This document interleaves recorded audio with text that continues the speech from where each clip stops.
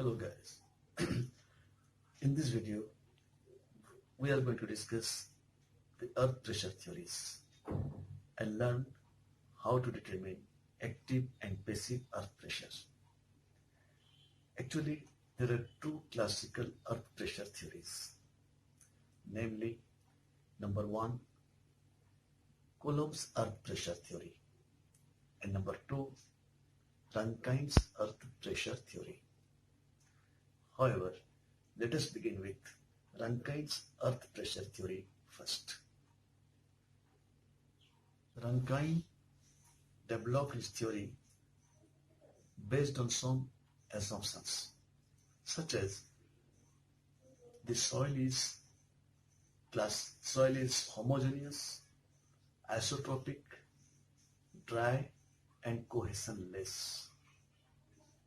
Now, this is actually not true. The soil is not always dry, soil is not always homogeneous because point to point the property changes. The soil is not always cohesionless. Now the second assumption is the backfill is plane and horizontal. This is hardly always available. Point number 3 assumption is the back of the wall is vertical and smooth, which is a hypothetical assumption because there is no surface which is completely smooth or frictionless. And the last assumption that he made was the soil is in the state of plastic equilibrium. Now the fact is, when he assumed all these things which are not actually true, it is because of his own convenience, for the comfortability that he desired to develop the theory. Anyway, with all the comfortability and convenience he developed to develop the theory. The theory was first proposed or developed, and then the theory was extended to cover even the cohesive soil, submerged soil, inclined back of the inclined surcharged. Anyway, once the theory was developed, it later extended to submerged backfill, surcharged backfill, inclined backfill, inclined back of the wall, and cohesive soil, which was at the beginning were not present there.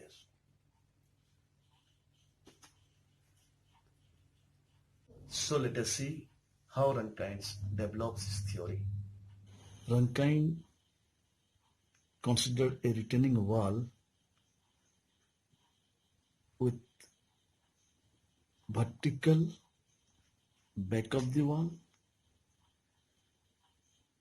plane and horizontal backfill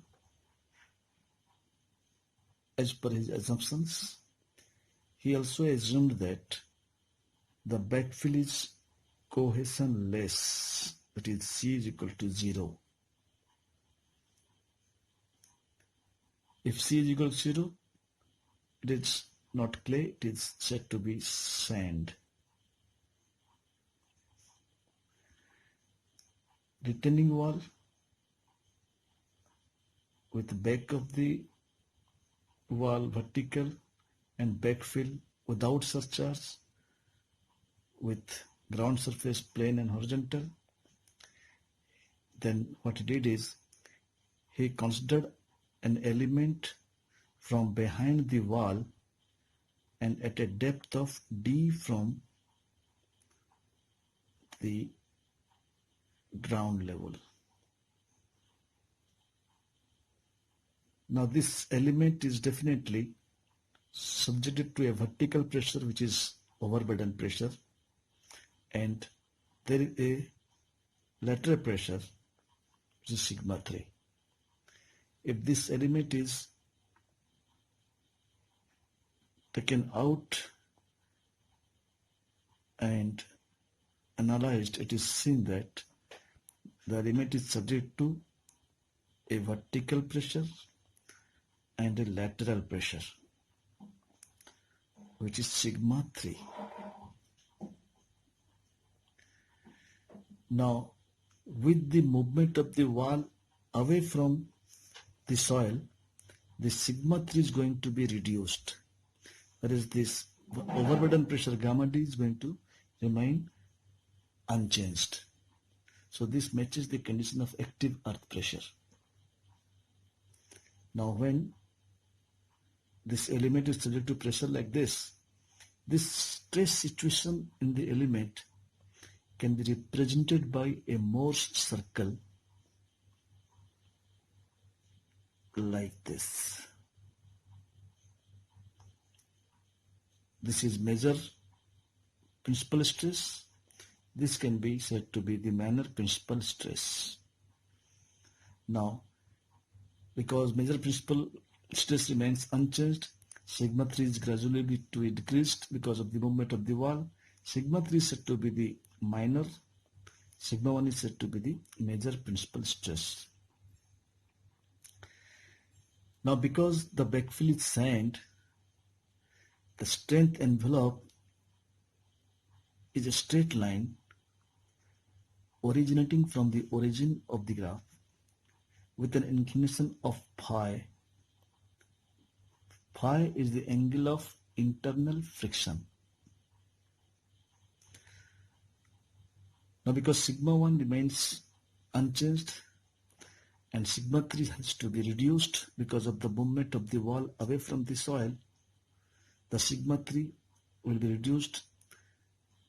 Once the sigma 3 reduces, the circle, the size of the circle increases. Now the given amount of movement of the wall, the sigma 3 reduces such that it attains a value when the circle becomes tangential to the strength envelope. So at a particular value of sigma 3, reduced sigma 3, the circle enlarges and become tangential to the strength envelope. This type of circle is called critical circle. Critical circle or failure circle. And the value of sigma 3 at that instant is called failure stress. This failure stress is to be known as the active earth pressure. Active earth pressure, because we have defined active earth pressure as the minimum lateral pressure at which the soil is just failed. The element is subject to complete failure. Therefore, the stress now sigma 3 has to be determined. This is active earth pressure. Now our intention is, our objective is now to find the value of this sigma 3, this critical value of sigma 3. To find this critical value of sigma 3, let us draw the critical once again in a separate picture with the strength envelope and the critical circle, and say this is sigma 1, let this is critical sigma 3, let this is phi. Now let this point is C, it is origin is O, let this point is A, B, and the point of tangency is F. Now joining this CF, we have a right angle triangle OCF. OCF is a right angle triangle. In this right angle triangle,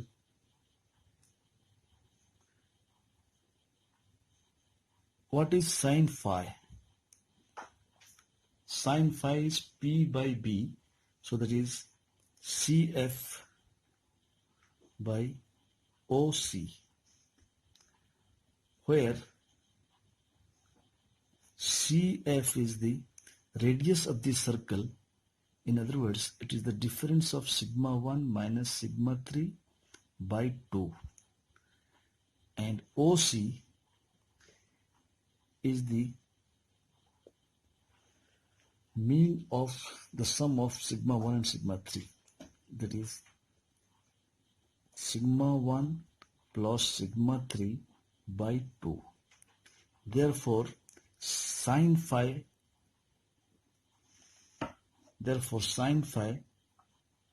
becomes sigma 1 minus sigma 3 by 2 and by sigma 1 plus sigma 3 by 2. Let us now simplify this equation. So it becomes sigma 1 sine phi plus sigma 3 sine phi is equal to sigma 1 minus sigma 3. Taking sigma 3 one side and sigma 1 the other side, we have now sigma 3 1 plus sine phi is equal to sigma 1 1 minus sine phi. So sigma 3 will be 1 minus sine phi by 1 plus sine phi sigma 1. Now in this equation, if we write 1 minus sine phi by 1 plus sine phi as a constant Ka, and sigma 1, as you know, it is overburden pressure, so it will be gamma D. Then sigma 3 will be lateral pressure, that is P naught A. I have written A because active earth pressure, Ka because it is for active earth pressure. Now the formula will be active earth pressure formula. Pa is equal to Ka gamma D. This becomes active earth pressure formula derived by Rankine's. So this is Rankine's theory of active earth pressure. Now from this equation, it is clear that it is in a linear equation. The earth pressure or active earth pressure increases 0 at one point to maximum at the other point when D increases. With increasing value of D, the active earth pressure increases. When D is equal to 0, that is at ground level it is 0, and at the bottom of the retaining wall it is maximum, which can be shown like this. Suppose this is the height of the wall and this is the ground level, then the earth pressure distribution will be again like this, which is 0 at the top and maximum at the bottom, and this maximum value will be Ka gamma H, if H is the height of the wall. This is active earth pressure. Okay. Now one more thing. If this is the intensity of earth pressure, that is earth pressure will be measured in kilonewton per meter square. Now, if the entire pressure diagram is replaced by one force, which will be known as the thrust, that will be called capital P. So P can be determined, which is horizontal thrust on the wall, is nothing but the summation of all intensity of pressure, which is distributed throughout the height of the wall. That means summation of the intensity or integration of the pressure. So integration of this pressure diagram is integration of Ka gamma D, because it varies with D, so integration will be half Ka gamma D square. D will be replaced as H. Half Ka gamma H square is the horizontal thrust. So small pa is the intensity of pressure, capital P is the force, the total in place of the intensity of pressure. If we assume that there is a force or thrust acting on the wall, it will be P. P can be found out as P is equal to 1 by 2 K A gamma H square. This is thrust. So you can find thrust or you can find the stress along the height of the wall. This is what. Well, I hope the Rankine's theory has been well understood.